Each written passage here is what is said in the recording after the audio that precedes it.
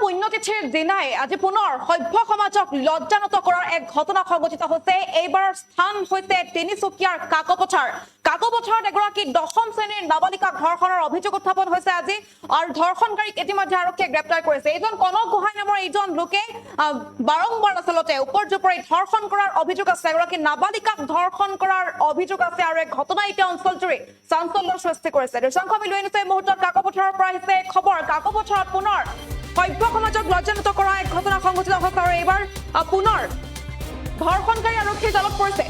কনক গোহাঁই নামৰ এজন পাখণ্ডই দীৰ্ঘদিনৰে পৰা এগৰাকী নাবালিকাক ধৰ্ষণ কৰি অহাৰ অভিযোগ উত্থাপন হৈ আহিছে। পৰিয়ালৰ লোক তথা কেইবাটাও দল সংগঠন, স্থানীয় দল সংগঠনে অভিযোগ উত্থাপন কৰিছে যে কনক গোহাঁই নামৰ এজন লোকে দীৰ্ঘদিনৰে পৰা ঘৰত কোনো নথকাৰ সুযোগ গ্ৰহণ কৰি এগৰাকী নাবালিকাক ধৰ্ষণ কৰি আহিছে, আৰু তাৰ পাছতে আৰক্ষীক খবৰ দিছে, আৰু আৰক্ষীক অৱগত কৰাৰ পাছত এইজন কনক গোহাঁইক আৰক্ষীয়ে আটক কৰিবলৈ সক্ষম হৈছে, আৰু দোষীয়ে শাস্তি পাব লাগে বুলি দল সংগঠনে এতিয়া দাবী উত্থাপন কৰিছে। দৃশ্য আমি দেখুৱাইছো এই মুহূৰ্তত। আৰু গুৰুজনাৰ পুণ্যতিথিৰ দিনাই পোহৰলৈ আহিছে মানৱ সমাজক লজ্জানত কৰা এক ঘটনা। শংকৰদেৱৰ তিথিৰ দিনটোতে পুৱাই কাকপথাৰত ধৰ্ষণৰ বলি হৈছে এগৰাকী নাবালিকা, আৰু এই ঘটনা আচলতে দীৰ্ঘদিনৰ পৰা সংঘটিত হৈ আছে, কিন্তু আজি পোহৰলৈ আহিছে বুলি জানিব পৰা গৈছে। এগৰাকী 10ম শ্ৰেণীৰ নাবালিকা ছাত্ৰীক ধৰ্ষণৰ অভিযোগ উত্থাপন হৈছে, আৰু কেইবাটাও দল সংগঠন আৰু পৰিয়ালৰ লোক ওলাই আহিছে, ন্যায়ৰ বাবে তোলাই আহিছে, আৰু মৰম ছাত্ৰ সন্থাৰ সহযোগত অভিযুক্তক ইতিমধ্যে কাকপথাৰ আৰক্ষীয়ে গ্ৰেপ্তাৰ কৰিছে বুলি জানিব পৰা গৈছে। আৰু দীৰ্ঘদিন ধৰি কনক গোহাঁই নামৰ লোকজনে 10ম শ্ৰেণীৰ ছাত্ৰীগৰাকীক ধৰ্ষণ কৰাৰ গুৰুতৰ অভিযোগ উত্থাপন হৈছে। বিদ্যালয়ত অধ্যয়নৰ সূত্ৰে কাকপথাৰত বাস কৰি আছিল ছাত্ৰীগৰাকী, মাতৃৰ সৈতে এটা ভাড়াঘৰত থাকি আছিল ছাত্ৰীগৰাকী, আৰু ভাড়াঘৰত থকাৰ সময়তে কনক গোহাঁই নামৰ এজন পাখণ্ডই দুষ্কাৰ্য সংঘটিত কৰাৰ অভিযোগ উত্থাপন হৈছে, আৰু ছাত্ৰীগৰাকীৰ স্বাস্থ্যৰ অৱনতি ঘটিছিল।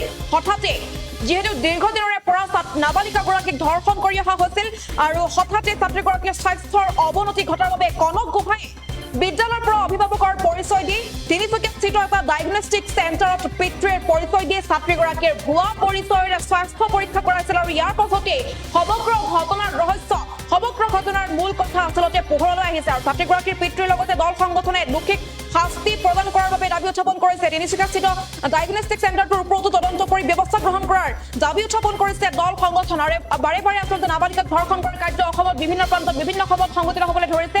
ধিক কাৰ্য সমগ্ৰ ৰাজ্যত জোকাৰি গৈছিল, আৰু তাৰ পাছতে কিন্তু কেইবাটাও ঘটনা এনেধৰণৰ সংঘটিত হৈছে। এনেধৰণৰ দুষ্কাৰ্য বাৰে বাৰে ঘটনা সংঘটিত হোৱা দেখিবলৈ পোৱা গৈছে, আৰু এইবাৰ স্থান হৈছে কাকপথাৰত এগৰাকী নাবালিকাক ধৰ্ষণ কৰাৰ অভিযোগ আছে এইজন কনক গোহাঁই নামৰ এইজন লোকৰ বিৰুদ্ধে। অৱশেষত আৰক্ষীয়ে জালত পৰিছে কনক গোহাঁই, আৰু এই মুহূৰ্তত ভাষ্য আহি পৰিছে, আমি ভাষ্য আগবঢ়াইছো।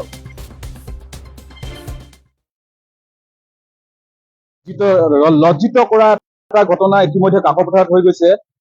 8ম শ্ৰেণীত পঢ়ি থকা এজনী ছাত্ৰী, প্ৰায় 13-14 বছৰ হ'ব ছোৱালীজনী, আৰু সেইজনী ছোৱালী 50-55 বছৰ এজন বৃদ্ধ বুলিয়ে ক'ব লাগিব, বৃদ্ধ লোকে ছোৱালীজনী অকলশৰে ৰুমত থাকে আৰু পঢ়িবৰ কাৰণে আছিলে, আৰু তেনে ক্ষেত্ৰত বৃদ্ধজনে গৈ ছাত্ৰীগৰাকীক যি যৌন নিৰ্যাতন কৰিছে, যি তাৰ বাবে আমি সমগ্ৰ কাকপথাৰ অঞ্চলতে ইতিমধ্যে সকলো দল সংগঠন ওলাই আহিছে, আৰু এই ক্ষেত্ৰত আমি উক্ত ঘটনাটোৰ ওপৰত আমি কাকপথাৰ আৰক্ষী থানাৰ OCকে আদি কৰি যোৱাকালি ৰাতিৰ পৰা আমাক সহযোগিতা আগবঢ়াইছে, আৰু তেওঁলোকে আমাৰ লগত সম্পূৰ্ণভাৱে সহযোগিতা আগবঢ়াইছে, আৰু ইতিমধ্যে আমি পলাতক অৱস্থাত আছিলে, পলাতক অৱস্থাত থকা স্বত্বেও আমি ধৰিবলৈ সক্ষম হৈছো। ইতিমধ্যে আৰক্ষী প্ৰশাসনৰ সহযোগত আমি এটাই মুখ্যমন্ত্ৰীলৈ আহ্বান জনাম যে যিসকল ধৰ্ষণকাৰী আছে, এই ধৰ্ষণকাৰী ইতিমধ্যে ফাষ্ট ট্ৰেক আদালতত অৰ্থাৎ ফাঁচি দিবৰ বাবে আমি মৰাণ ছাত্ৰ সন্থাৰ তৰফৰ পৰা বিনম্ৰভাৱে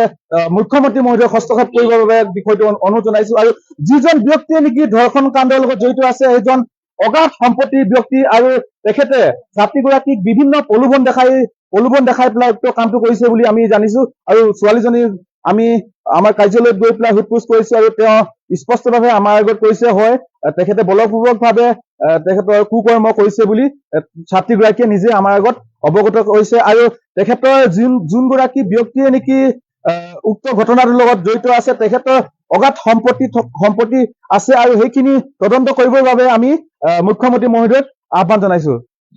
এতিয়া কনক গোহাঁই বৰডুমচা তালপথাৰ তেখেতৰ ঘৰ, আৰু তেখেত তেখেতে ইতিমধ্যে কাকপথাৰতে তেখেতে ভাড়া ৰুম লৈ আছে তেখেতৰ পৰিবাৰৰ সৈতে। আৰু ইতিমধ্যে ছোৱালীগৰাকী যোৱাকালি মেডিকেললৈ নিছে, খুব পলুবনেৰে নিছে, কৌশলগতভাৱে নিছে। আৰু মেডিকেলৰ তথ্য আমি পাইছো। আৰু যোনগৰাকী নেকি ধৰ্ষণকাৰী তেখেতে ছোৱালীজনীৰ পিতৃ বুলি পেলাই মেডিকেলত আপোনাৰ ট্ৰিটমেণ্ট কৰিছে। হয়, এই মেডিকেলখনৰ তিনিচুকীয়াৰ প্ৰাঞ্জল ডায়গনিছ বুলি পেলাই আছে, তিনিচুকীয়া অৱস্থিত। এটাই আমি আহ্বান জনাম, মৰাণ ছাত্ৰ নেতা হিচাপে, স্থানীয় দল সংগঠন হিচাপে এটাই আহ্বান জনাম যে উক্ত যোনটো য'ত নেকি মেডিকেল কৰিছে সেই মেডিকেলখনৰ ওপৰতো উচ্চ পৰ্যায়ে তদন্ত কৰি দৃষ্টান্তমূলক শাস্তি গ্ৰহণ কৰিবৰ বাবে আমি অনুৰোধ জনাম। যিকোনো খবৰৰ বাবে যোগাযোগ কৰক 709901 অথবা 709990